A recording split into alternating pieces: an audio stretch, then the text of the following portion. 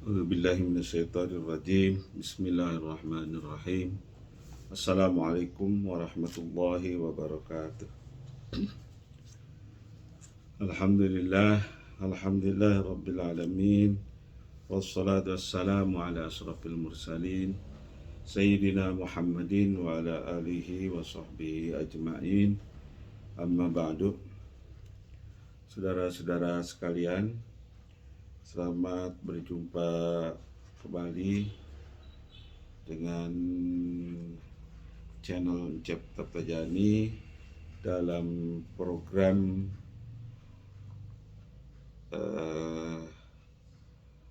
ngaji kita atau kajian kita dalam rangka menyambut dan mengisi bulan yang penuh rahmat ini, bulan Ramadan tahun 1444 Hijriah atau tahun 2023 ini. Saya akan mengkaji pendapat Imam Ghazali rahimahullah ta'ala tentang puasa.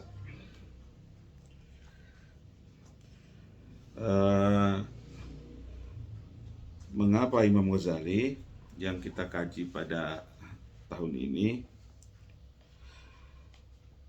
Imam Ghazali itu terkenal dengan pendapat dan upayanya yang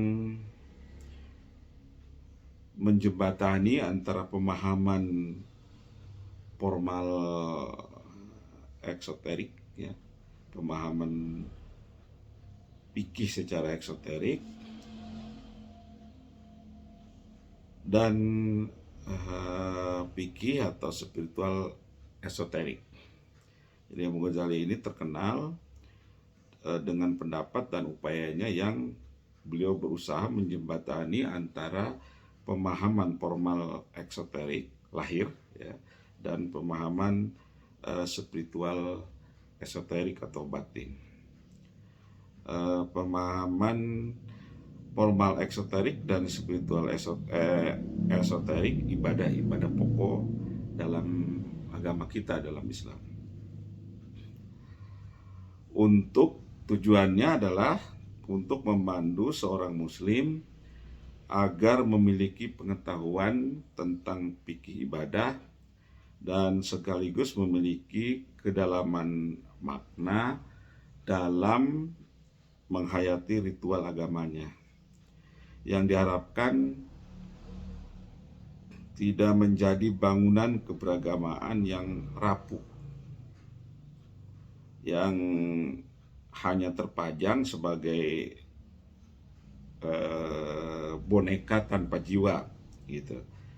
Tetapi diharapkan sebagai bangunan keberagamaan yang hidup, penuh dinamika, dan dapat menenteramkan pelakunya dan menebar kedamaian bagi makhluk sekitarnya.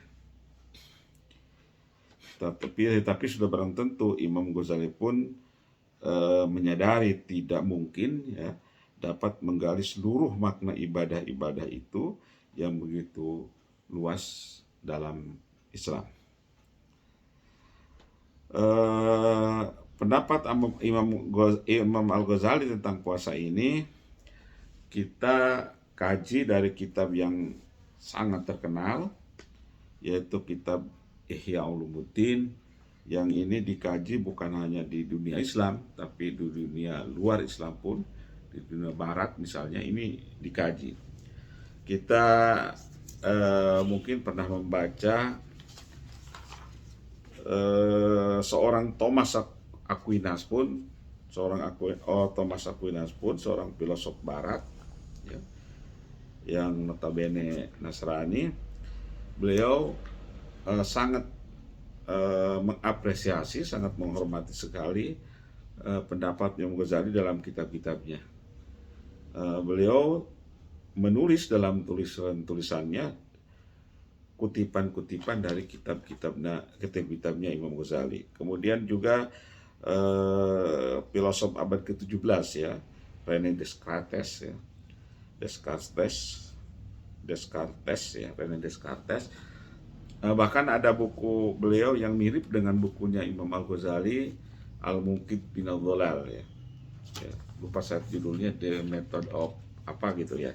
Itu buku tersebut mirip sekali dengan karya Imam Ghazali, Al-Munqidh Minadh Dhalal, yang bahasa Indonesianya barangkali bisa diterjemahkan dengan penyelamat dari kesesatan. Itu karya Imam Ghazali yang sangat terkenal sekali.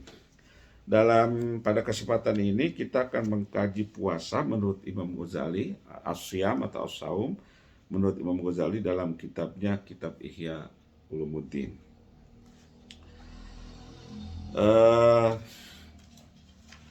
Kita bahas kitab ini dapat dibaca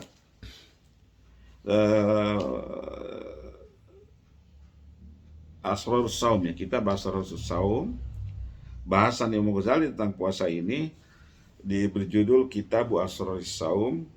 Ini kita bagian dari kitab Ihya Ulumuddin yang cetakan Pustaka As-Salam ya, yang terbitan di negara kita di Indonesia, Surabaya. Ini ada pada juz pertama, juz awal, halaman 269 ya, 269 pada halaman 269. Ihya versi cetakan Pustaka As-Salam, Surabaya, Indonesia. Baik, kita lanjutkan saja. Imam Al-Ghazali dalam kitab Asrarus Saum, saya langsung saja ke bagian yang pertama, Al-Fasul Awal fil wajibati was sunani dhahirati wal lawazimi biibsadihi. Jadi ini bab pertama. Imam Ghazali membahas tentang kewajiban-kewajiban dan kesunahan-kesunahan yang zahir. Sebab nanti ada kewajiban-kewajiban dan kesunahan-kesunahan yang batin dalam ibadah puasa ini. Amal wajibatu zahiratu pasitatun. Ini menurut Imam Ghazali ya. Al-wajibat, kewajiban-kewajiban yang harus dikerjakan oleh seseorang yang akan melaksanakan ibadah puasa ini. Beliau bagi ada yang kewajiban-kewajiban yang harus dikerjakan oleh seseorang yang akan melaksanakan ibadah puasa, yang zahir, yang lahir, dan yang batin atau yang spiritual. Amal wajibatu zahiratu pasitatun. Kewajiban ini istilah Al-Ghazali ya, istilah khusus Imam Al-Ghazali. Kalau dalam kitab-kitab fikih pada umumnya ini disebutnya syarat sah ya, syarat sah puasa, syarat sahnya puasa. Kalau Imam Ghazali menyebutnya kewajiban-kewajiban yang harus dilakukan oleh seseorang yang akan melaksanakan ibadah puasa secara lahir. Jadi ada yang lahir, kewajiban-kewajiban lahir, dan kewajiban-kewajiban batin. Saya bacakan saja. Al-awalu muraqabatu ahli awali syahri Ramadan. Yang pertama, kewajiban yang harus dilakukan oleh seseorang yang akan melaksanakan ibadah puasa, yaitu setelah melihat hilal. Ini sudah saya bahas pada tahun yang lalu. Silakan bagi saudara-saudara yang ingin kembali mendengarkan kajian ini, silakan cari lagi dalam channel yang sama ya, tentang Ru'yatul Hilal ya, tentang kewajiban yang harus dilakukan oleh seorang yang akan melaksanakan ibadah puasa tentang hilal ya. Silakan saudara cari di YouTube yang telah saya kaji, yang telah kita kaji pada tahun yang lalu, pada Ramadan 1443 Hijriah atau tahun 2022. Oleh karenanya kita lanjutkan saja kepada yang kedua. Kewajiban yang harus dilakukan oleh seseorang yang akan melaksanakan ibadah puasa secara lahir, Yang kedua, atsaniyatu an-niyatu. Wala budda likulli lailatin min niyatin mubayyitatin muayyanatin jazimatin. Falau nawa ayyasuma syahra ramadhana daf'atan wahidatan lam yakfihi. Wa huwa alladhi anaina biqaulina kulla lailatin. Walau nawa bin nahari lam yajzihi saumu ramadhana wala saumul pardi illa tatawu. Wa huwa alladhi anaina biqaulina mubayyitah. Walau nawa sauma muttaqan awil parda muttaqan lam yajzihi hatta yanwiya faridatallahi azza wa jalla sauma ramadhana.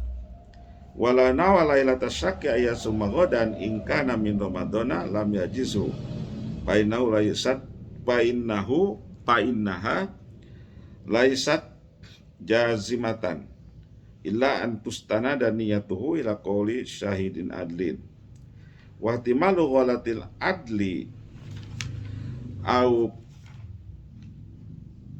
kidbuhu la yubtilul jazma au yustanada ila istishabi halin kasyaki fil lailatil akhirati min ramadan padhalika la yamna'u jazman niyati. Kata Imam Al-Ghazali, kewajiban yang kedua bagi orang yang akan melaksanakan ibadah puasa yaitu niat.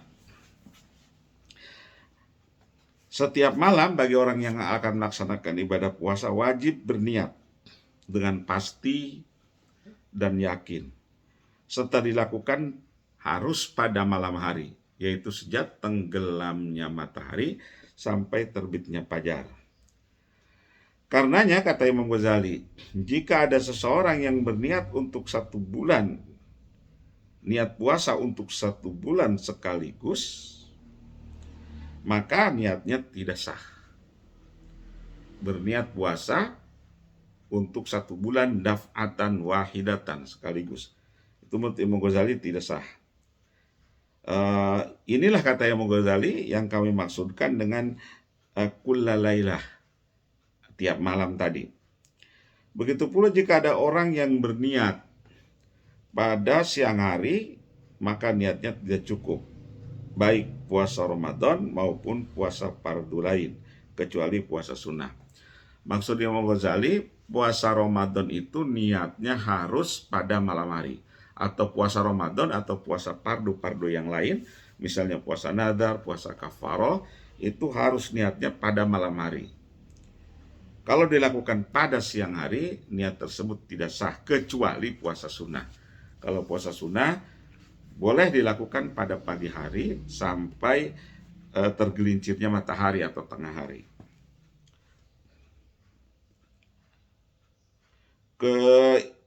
Inilah kata Imam Ghazali yang kami maksud tadi dengan istilah mubayyitah, yang artinya pada malam hari. Kemudian jika ada seseorang yang berniat puasa atau puasa fardu secara mutlak, maka niatnya tidak cukup sampai dia niat menjalankan kewajiban Allah, misalnya puasa Ramadan. Jadi kalau ada orang yang berniat puasa fardu secara mutlak, misalnya nawaitu saumal fardi ghadan lillahi ta'ala, saya berniat puasa fardu besok karena Allah Ta'ala, itu tidak cukup, itu tidak sah niatnya.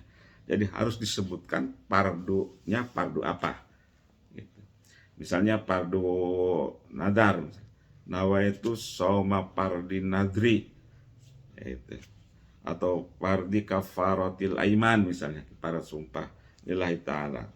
Atau kalau bulan Ramadan misalnya nawaitu, yang terkenal di kita nawaitu soma godin an adai fardi syahri Ramadana, atau nawaitu sauma fardi Ramadana lillahi ta'ala misalnya ya. Harus disebutkan fardunya apa, tidak boleh dimutlakan, diumumkan, umum saja nawaitu saumal fardi misalnya, itu tidak cukup, tidak sah. Kecuali kata Imam Ghazali, puasa Ramadan. Puasa Ramadan cukup dengan mengatakan nawaitu sauma Ramadana. Itu misalnya. Nawaitu sauma Ramadan. Sekalipun tidak disebut fardunya, nawaitu sauma Ramadan lillahi taala. Godan lillahi ta'ala. Saya berniat puasa Ramadan besok karena Allah Ta'ala misalnya. Mengapa sekalipun tidak disebut fardu itu sah menurut Imam Ghazali? Karena tidak ada puasa sunnah yang benarnya puasa sunnah Ramadan, tidak ada. Puasa Ramadan itu sudah pasti adalah puasa yang wajib. Kemudian kalau ada orang yang berniat puasa pada malam syak, malam ragu-ragu, ya, maka puasanya tidak sah kecuali terbukti bahwa keesokan harinya sekalipun terbukti bahwa keesokan harinya adalah bulan Ramadan. Misalnya tanggal 29 Sya'ban, ya, kita ragu apakah ini besok tanggal 30 Sya'ban atau tanggal 1 Ramadan. Misalnya kita agak ragu-ragu. Kemudian kita niat. Niat puasa Ramadan. Sekalipun itu terbukti keesokannya harinya adalah bulan Ramadan, maka itu tidak sah. Artinya harus yakin bahwa besok adalah bulan Ramadan. Kalau ragu-ragu tidak sah. Niat tersebut mengapa? Karena niat tersebut tidak yakin kecuali setelah berpegang kepada kesaksian seorang saksi yang adil. Kecuali sekalipun kita ragu-ragu, tapi ada orang yang dapat kita percaya, yang terkenal keadilannya, memberitakan, mengabarkan kepada kita bahwa besok adalah bulan Ramadan. Kemudian kita ikuti dia, gitu. Maka itu sah niatnya. Dan tidak masalah, ya, tidak masalah kemungkinan salah atau bohongnya kesaksian orang tersebut itu tidak sampai membatalkan, tidak membatalkan niat puasa. Demikian pula tidak membatalkan niat yang yakin jika bersandar kepada kondisi, pada suatu keadaan misalnya, seperti ragunya malam terakhir pada bulan Ramadan. Misalnya gini, ini bersandar pada kondisi ini contohnya. Ini tanggal 29 Ramadan. Kemudian kita ragu apakah ini besok sudah tanggal 1 Syawal, artinya sudah lebaran, atau masih bulan Ramadan. Kemudian dalam keraguan itu kita niat bahwa saya akan berniat puasa Ramadan besok, nawaitu shauma ghadin, saya berniat puasa besok untuk melaksanakan kefarduan Ramadan pada bulan ini misalnya karena Allah Ta'ala.